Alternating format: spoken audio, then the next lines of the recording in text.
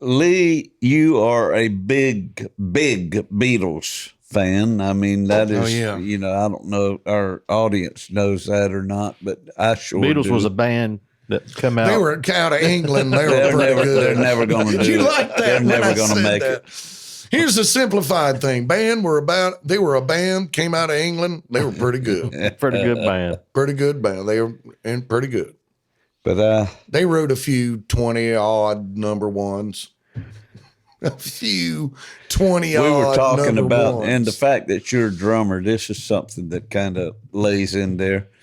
The Beatles started off with a young drummer known as Pete Best before Ringo ever entered the picture. Okay. I have watched a pretty good many YouTube documentaries on the Beatles just in the past week. And one of them is The Beatles at Their Best or something like that. It's a play on The Pete Best Best. of the Beatles or something like that. Yeah. And it's Pete Best. It is so slanted towards it's pro Pete Best. Like he was wronged, this, that, and the other. What is your take on that? All right, here's the deal. First of all, as that first of all thing comes up, you know, you have to look at that Beatles story is just imagine they were just a group out of Waycross or a group out of Brunswick or where, out of Georgia. They're just four guys. They were really good, but they just said, hypothetically, they just came out of here. Well, people that would have known them, and when you put it in that kind of perspective, then you start understanding why somebody like Pete Best didn't make it in that band. And the reason why that guy didn't make it in the Beatles was because of him. Imagine you being in a band and you had three guys that got along real good in the band and one guy that didn't. He didn't hang out with you. He didn't talk to you. He didn't go to the house. He didn't hang out after the gig. He didn't drink beer with you. Maybe you had a cookout at the house. He never came over. Always invited to all that shit. Never showed up. Never was there. Okay. On top of that, the band, everybody in the band started kind of getting a little bit better. Oh yeah, that's that D. Okay, an E, and starting to write songs and figure things out. Where that drummer just stayed about the tempo level-wise as they were when they started out. That band, in a sense, were all about the same level. They were all at the same level musician-wise. They grew. They grew, and he never did. He did. And he didn't kind of give a shit about it, any of that. Well, because of that, they get better and better. They start looking for somebody who can play as good as they can. And they start developing. If you think about the Beatles and you think about them starting out, we're talking 62, 61, 60. All right. So at that time, man, that's like the 50s were just, over your shoulder. We're talking the beginnings of rock and roll. And all these songs were coming out. They were checking them out, loving them, learning them. This guy can play one beat, kind of, at that boom, tap, tap, tap. Well, it wasn't even that. It was boom, tap, tap, boom, tap, boom. Four tap, on the tap, floor, boom, probably. Tap. That's it. So every song they did was that. Well, they played 4 gigs with Ringo, but they didn't really know him. They just knew that he was in a top band, Roy Storm and the Hurricanes. So that's another band. Imagine it being, in your hometown and you're playing in a band, but there's this band that they always playing. They're always good.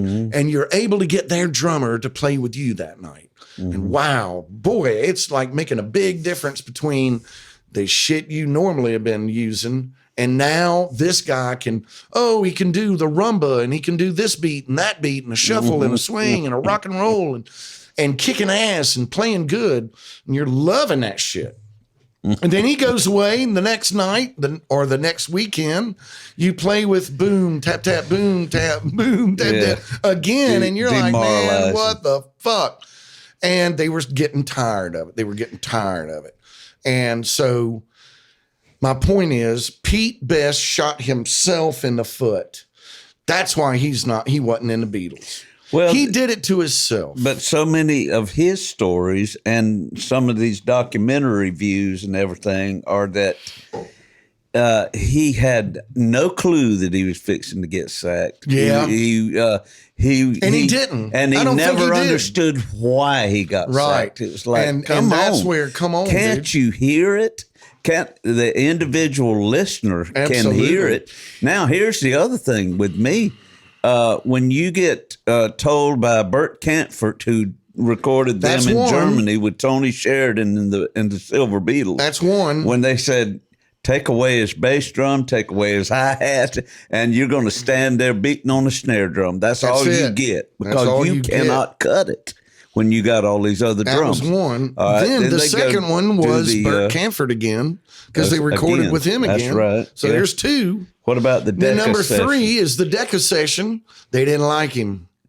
And then most importantly is the EMI. When George Martin. And you can hear his version of Love Me Do on that Beatles anthology. Mm-hmm. It's terrible. Mm-hmm. It's fucking bad. Why didn't the Beatles fluctuated in time? Why didn't the Beatles right then use George Martin as the scapegoat? And you know what? It's funny that you that would have cut out all of the It's funny you should say that, because here's what happened on that. They were trying to get his approval. That's where that was that time when he said, well, I don't like your tie, right? So when all that happened, folks, y'all need to just educate yourself on some Beatles shit. I'm not going to get into the details. So when that happened, they were just hoping to get that day. They were just hoping to get in that day. And there's a whole backstory on that where they were already in. They just didn't even know it. George Martin was screwing around on his wife with the secretary, and he got in trouble. His bosses found out, and they went, in punishment, you're going to sign this band. You're the only other person that knows that storyline. And by the way, you're signing this band. They're not going for an audition. They're signed. And if they fail, it's on you. Yeah. Now, punishment. Little did he know that he just signed Mozart and Beethoven in the world. Yeah. Stubert. And it was like he signed the greatest band in the world. But he didn't know that then. It had to be the way that it was for it to be. In so many different ways. That happened. Brian Epstein deciding to go to the cavern one afternoon when he ordinarily would never step foot in that place. But there's a young man walks into the store. He says, "Hey man, you got the record the My Beatles, Bonnie?" My Bonnie. And he said, "No, I don't have that." Yeah, it's a band from Germany. And they're not from Germany, and they were worrying if they could speak English and shit. And it's like, and then they would on mic. John Lennon's such an asshole. So you have to look at it as like regular folks like us. John Lennon hears that they think the band's from Germany, so he gets on the mic right off the bat. I started talking all this German shit. And they're laughing their ass off because they know, one, he only knows so much. And two, they don't know that, what the hell? They're from Liverpool. And if they don't know that. Was a damn big town. Whatever German shit he's saying. And they start out and they're like, see, I told you guys they're from Germany. And then he's like, fuck no, we're not from Germany. The size of Liverpool, that was a huge town. Port city. It was a port city. Northwest England. And that's where they got all those fucking records. As big as it was, they come back from Hamburg, Germany, their first stint over there. They've improved. And nobody knows them in Liverpool. It's because they weren't really known before they left. Because they were pretty lousy. They were pretty lousy. Yeah. And they got it over in Hamburg, and it started gelling. Tight as shit. They got a lot of hours. If a band plays 6 days a week. If a band plays 6 days a week from 7 at night to 3 in the morning Good God. for 3 months, Mock Show. you're going to get fucking good. Or you probably should go back to building screen doors for a living because you should be getting really good. And they were. And they were so good and so strong as individuals. They could plow through a gig with a suck drummer and it didn't matter. They would just hammer on, put their boots and shit on the stage and just make it fucking work. You know, playing ba ba ba ba ba ba ba ba ba all night long. I mean, goddamn, these people were used to my love is such a sweet love, and here come the Beatles. They were like a punk band. It's like walk hard. To You know, lay it the drummer- was. to lay It was the drummer kinda thing- like that. And the people were just blown away, fucking blown away.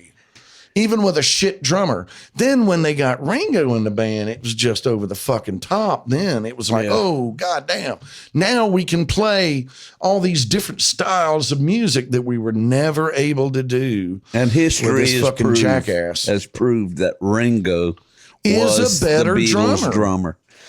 Yeah, I so mean, he you can did just have throw all the that Pete talent Best to be shit a out better the drummer. window. Absolutely. Pete worse. Now I'll tell you what Pete is worse. in You know what?